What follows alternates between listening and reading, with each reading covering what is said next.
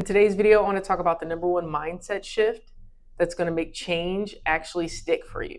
My name is Tiffany. I'm a holistic wellness coach, which means I focus on your mind, body, and soul, and all of that together, how they affect each other. So subscribe if you're into that type of a thing or you want to learn more about it. But in today's video, we're going to talk more about the mind and why your willpower is not going to get you anywhere but depressed. I used to think that I was broken, and I'm big into personal development. And so I would try, push, set all these goals, and I had all these aspirations. I wanted to do all these things and tell everybody about all of this stuff, but nothing was working. No one was listening, and I just went into like a downward spiral. Depression is real.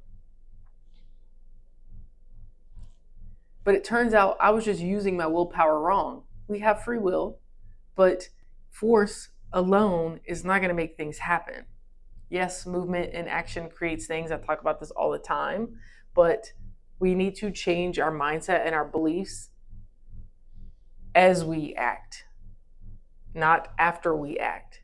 So today I'm going to talk about the 3 things that are going to help you create your habits and make them stick. Willpower is like a muscle that gets tired. You can push, but eventually it's going to burn out. And if you continue to do that over time, you burn out mentally, spiritually, and physically. You get sick, you get depressed, you stay in the house, you isolate, all these things that are not healthy for yourself. So how do we change this? That's you saying that you want to set healthier habits, but you're still snacking at night. That's saying I want to go to the gym, but I'm too tired, so I'm just going to lay here and watch TV again. Think of it as a balloon that you're so excited, it blows up. You're so excited, you got all this energy, motivation, all this stuff, this willpower that you're going to push. You set all these things in line, you schedule it all. And then a weekend, it starts to deflate. And as you keep going, it keeps deflating. Eventually, you burn out. You don't have enough left in that balloon.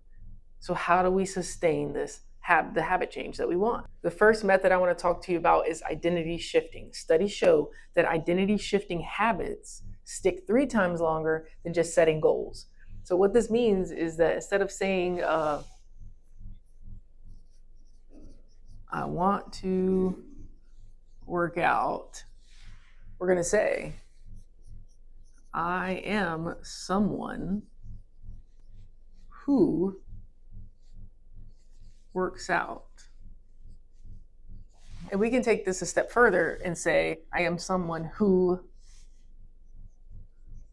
moves my body, because working out is a big shift, a big jump from sitting on the couch. So instead of saying I work out, we're going to start to say I move my body. So you identify as someone who does the thing. So as we move forward, let's start with this first statement, and then we do our action. It's going to be a small action, but this changes the way we process the information. So instead of I want to do something, I am. I want, I am. You're embodying it now. This is an identity shift. So you're claiming that you are this person, and then we claim something that we can actually believe. If I'm not working out right now, I'm not going to say I'm someone who works out, because I'm not doing it. So what am I? I'm someone who moves my body. I can say I'm someone who moves my body daily. I'm someone who moves my body after work. And then we can start to move in that direction. Another one that's really common is I want to lose weight. Y'all excuse my handwriting, but follow along with me. Hopefully you can read it enough, or just listen to me. And instead of saying I want to lose weight, we're going to say I am someone. Who are you? Someone who takes care of my body. I want to stay in frame, so I'm not quite sure how much space I have, but I'm someone who takes care of my body. So this is who we are. We're identifying, and then our action. We take care of our body, but we're not going straight to lose weight. That's focusing on the end result. So if you take care of your body, this is a constant lifestyle change. That's what it is. Like you can no longer be the same person that you were, and you have to change your identity at this point. That's what we're talking about here with this identity shift method.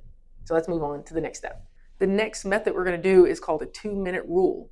2 minutes. All it takes is 2 minutes for you to start developing a habit. So now that we have this, I'm going to say for 2 minutes, what is it that I can do moving my, or taking care of my body or moving my body? For 2 minutes, how will I move my body? I'm going to get up and I'm going to clean for 2 minutes. I'm going to get up and I'm going to grab a healthy snack instead of something easy. So for 2 minutes, I'm going to make an action. The thing is that this 2 minutes is so short that it feels silly not to do the thing. Like, why wouldn't you do the thing for 2 minutes? You can do that. So whatever that small action is, you want it to be silly not to do it. For me, at one point, when I was diving deep into my personal development and learning things and researching, was to read more. And of course, you set a goal of I want to read like 50 books in the year or something like that. Well, that's a large goal. And if you're already in 2 or 3 months of the year, it seems very big, a big mountain to get over. And so what I would do is say that I am someone who reads. I'm someone who reads daily. So my 2-minute action will be to pull out a book and read a page.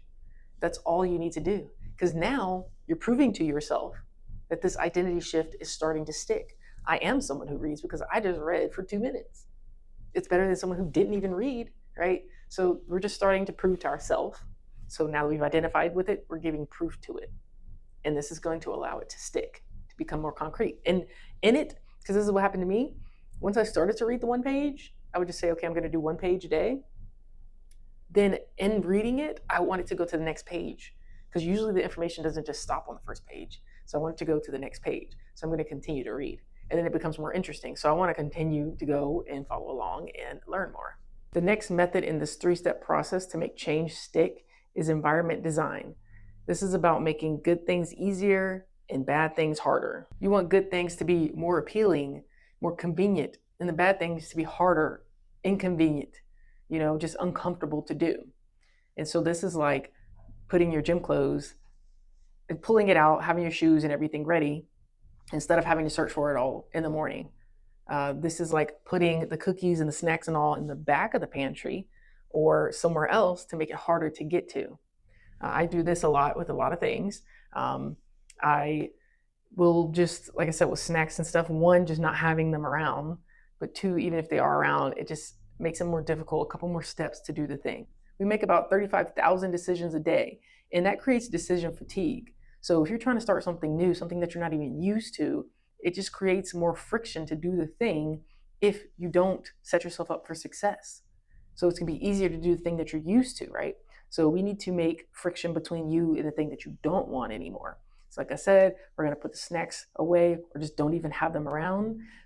Whatever the thing is, like if you're used to gaming a lot or having some other sort of habit that you don't want to do as much because you want to focus on goals and accomplishing certain things, then we're going to unplug those things.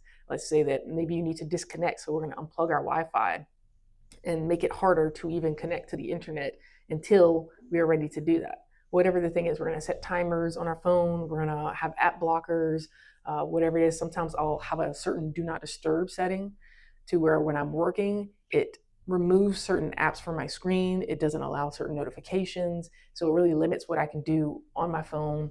And so these are just different things you can do to reduce friction for what you want to do and put friction between you and the habits that you're trying not to do anymore or that are just blocking you. You're not broken. You just need better tools. So with these methods of changing our identity, setting a tiny, tiny actionable habit, 2 minutes, and then creating an environment that's conducive to the new person, this new identity, then we can create change that's going to stick. We're going to start small. We don't need to do 10 things at one time. We're going to start small. So go ahead, let me know in the comments, what are you shifting today? What is the 2-minute action, the 2-minute habit you're going to do to solidify this identity shift? I hope that the information in this video helps you. Go ahead and give me a like, give me a comment again on your 2-minute habit. What is this identity shift that you're going to have? What's the action that you're going to do?